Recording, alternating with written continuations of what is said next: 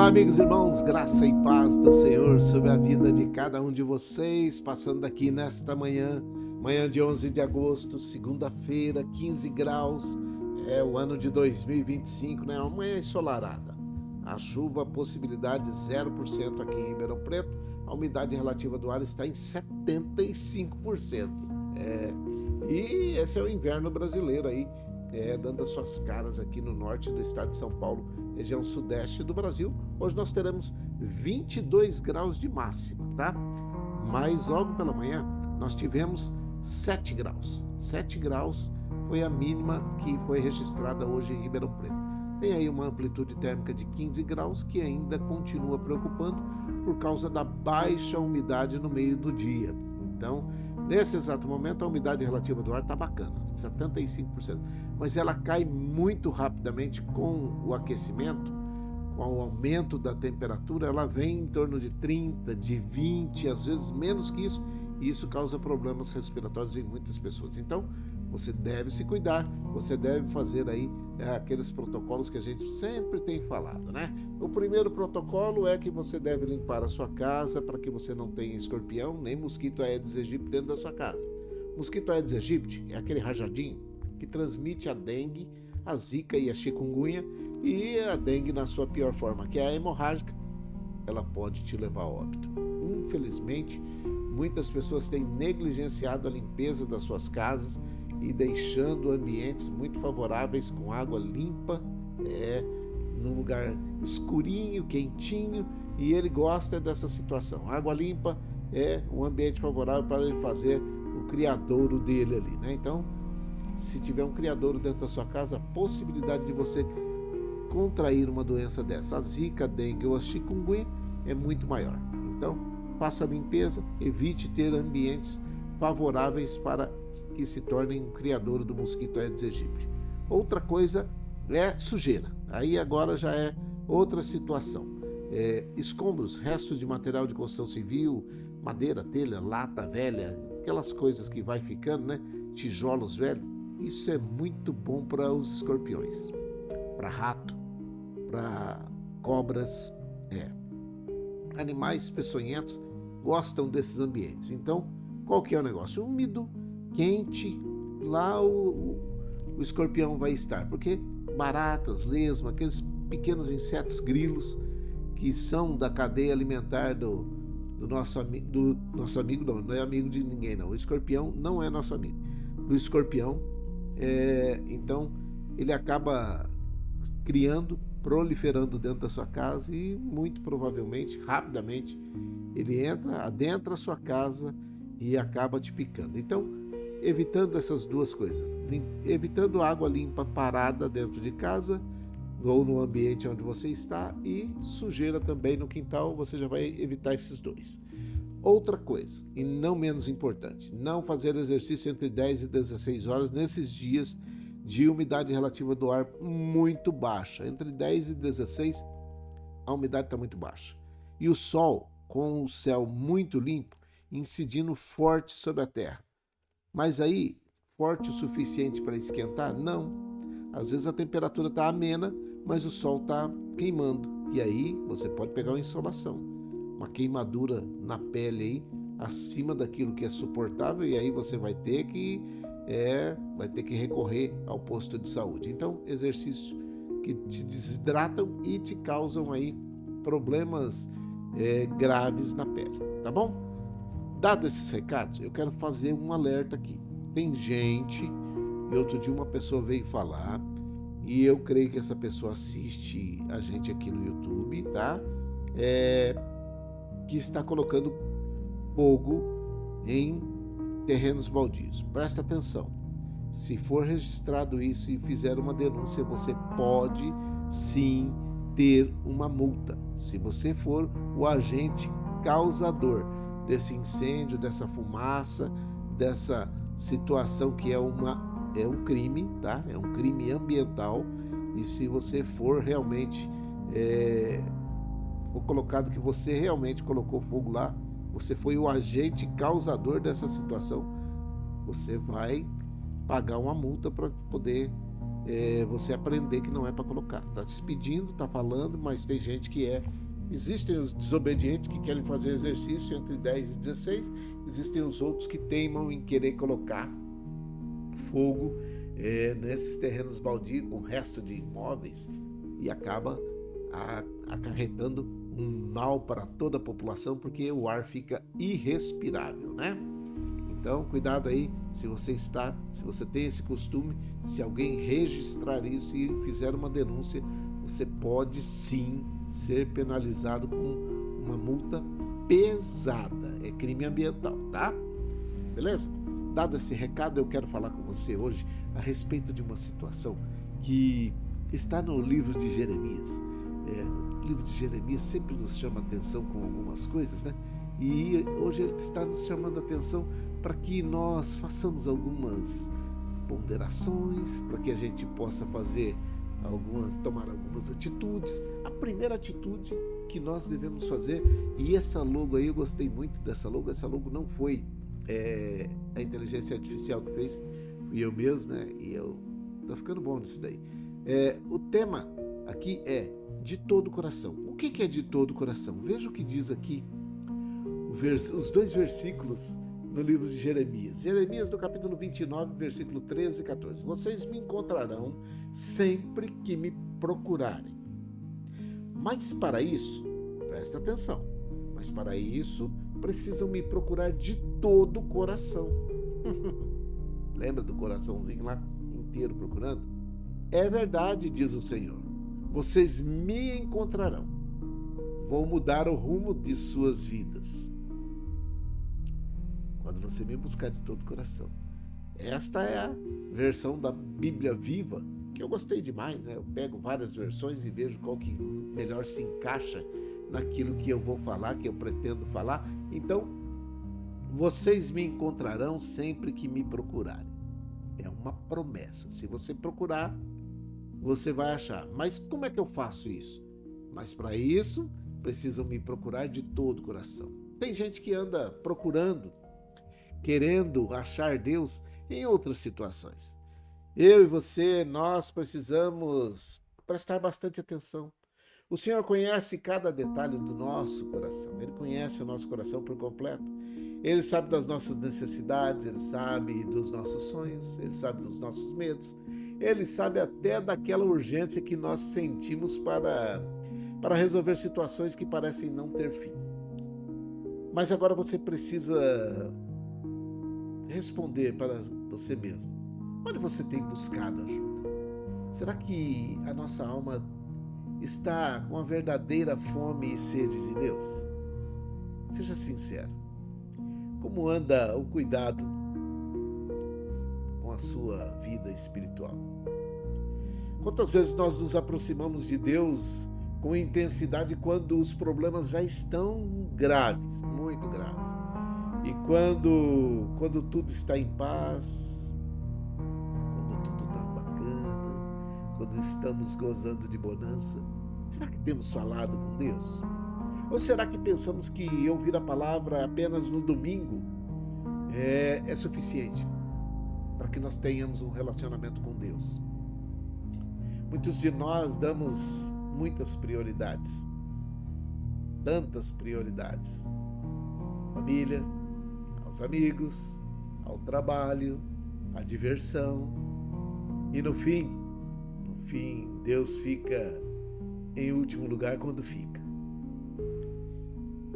A minha pergunta, e eu quero perguntar para todos vocês, hoje, isso tem acontecido com você? Às vezes, na correria do dia a dia, a gente nem percebe que isso tem acontecido. Às vezes, nós buscamos soluções em outros lugares em que estaria ali a nossa mão muito facilmente se falássemos com Deus. Mas se a resposta for sim, é o momento de mudarmos, de repensar as nossas prioridades e escolher um novo caminho. Uma vida com Deus necessita de constância. Nós precisamos de um relacionamento diário, verdadeiro, profundo, para que Ele tenha realmente acesso ao nosso coração e nós tenhamos acesso à vontade dele. Deus quer que nós cresçamos no conhecimento para com ele. Para isso, é necessário abrir espaço para ele no nosso dia a dia. É nesse relacionamento contínuo, que nós encontramos força para enfrentar tudo aquilo que virá. Entende? Nós estamos começando mais uma semana. É a segunda-feira, primeiro dia útil da semana. O primeiro dia da semana normalmente é colocado como segunda-feira, mas o primeiro dia útil da semana, porque domingo ontem foi o primeiro dia. Então, nós precisamos encontrar força para poder enfrentar tudo aquilo que vamos enfrentar nesta semana. Precisamos entender, escutar, discernir essa promessa maravilhosa que o Senhor nos dá, se buscarmos a Ele de todo o coração, com sinceridade, nós o encontraremos. Porque Ele quer sim, Ele quer ser encontrado por cada um de nós. Ele quer ser encontrado por você, Ele quer ser encontrado por mim. E mais do que isso, Ele vai nos dar a direção, a paz e o propósito que nós precisamos se nós nos rendermos a Ele. Ele mostra o caminho. A partir do momento que temos um coração contrito, quebrantado, Ele não despreza. E aí Ele abre os caminhos para que você o encontre. Ele quer ser encontrado. Ele quer ser encontrado por cada um de nós. E o convite para mim e para você hoje é que comecemos a nos aproximar mais do Senhor. A nossa busca vai definir o nosso rumo e o nosso futuro.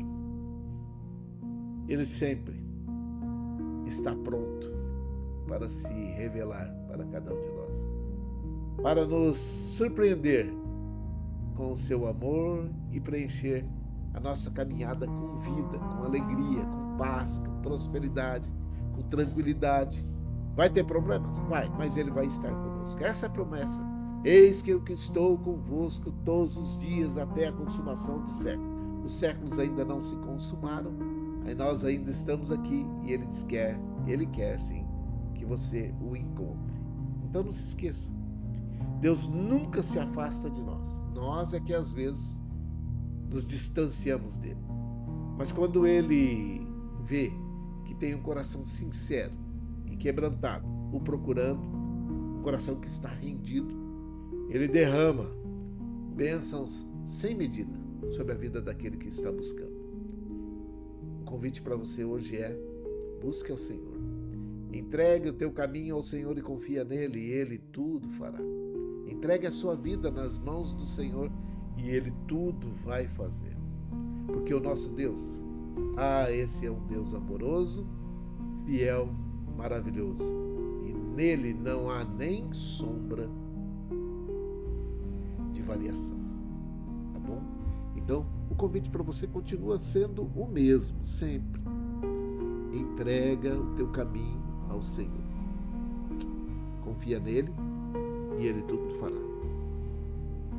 O convite é esse. Se você entregar a sua vida nas mãos do Senhor, Ele com toda certeza vai fazer com que a sua vida seja uma vida cheia de vitórias.